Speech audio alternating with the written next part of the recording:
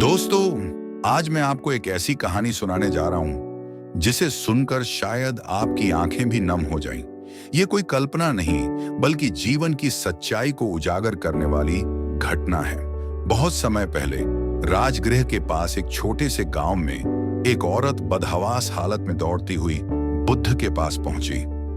उसकी गोद में उसका नन्हा बच्चा था, लेकिन बच्चा अब सांस नहीं ले रहा था। उस औरत की आंखों में आंसुओं का सैलाब था, चेहरा दर्द से भरा हुआ।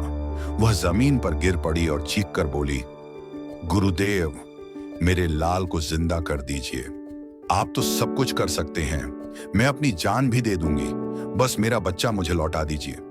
वहां खड़े शिष्य हतप्रभ थे। सन्नाटा छा गया, सबकी निगाहें बुद्ध पर टिकी थीं। आखिर गुरु अब क्या कहेंगे? बुद्ध ने उस औरत की ओर गहरी करुणा से देखा। उनकी आंखों में दर्द को समझने की क्षमता थी, लेकिन आवाज में अपार शांति। उन्होंने कहा, मां, मैं तुम्हारी मदद जरूर करूंगा, लेकिन पहले तुम मुझे एक सरसों का दाना ला कर दो। बस शर्त यह है, वह दाना ऐसे घर से होना चाहिए जहां कभी किसी की मृत्यु न हुई हो। औरत के चेहरे पर उम्मीद की किरण चमकी।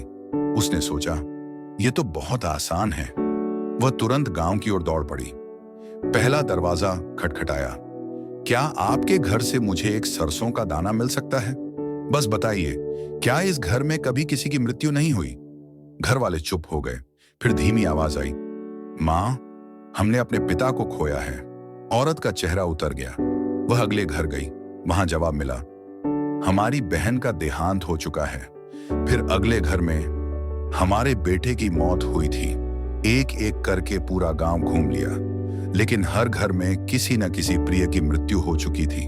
कहीं बूढ़े माँ बाप, कहीं जवान बेटे बेटियां, कहीं छोटे बच्चे। दिन ढल गया। थकी मांदी औरत वापस लौटी। उसकी आंखों से आंसू बह रहे थे, लेकिन अब उनमें अजीब सी शांति भी झलक रही थी।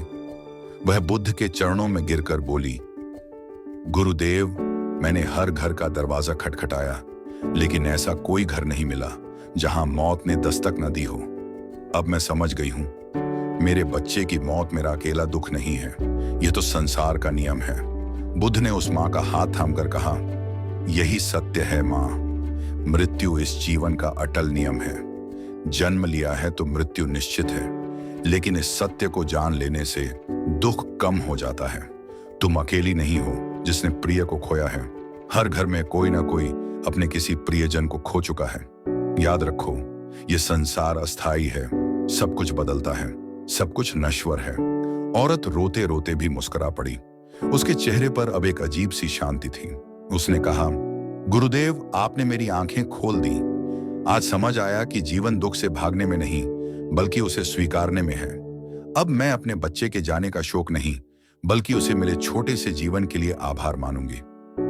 दोस्तों, यह घटना हमें यह सिखाती है, एक, मृत्यु और दुख कोई अपवाद नहीं, बल्कि जीवन का नियम है। दो, असली साहस यही है कि हम इस कठोर सत्य को स्वीकार लें। तीन, जब हम समझ लेते हैं कि दुख हर किसी के हिस्से में है, तब हमारा बोझ हल्का हो जाता है। चार, और यही स्वीकार ही हमें आगे बढ़ने की ताकत देता है। मैं उम्मीद करता हूं कि यह कहानी सुनकर आपको दुख का आभास हो रहा होगा, पर यही जीवन का सत्य है। अगर कहानी अच्छी लगी हो तो वीडियो को लाइक जरूर करें और चैनल से जरूर जुड़ें। धन्यवाद।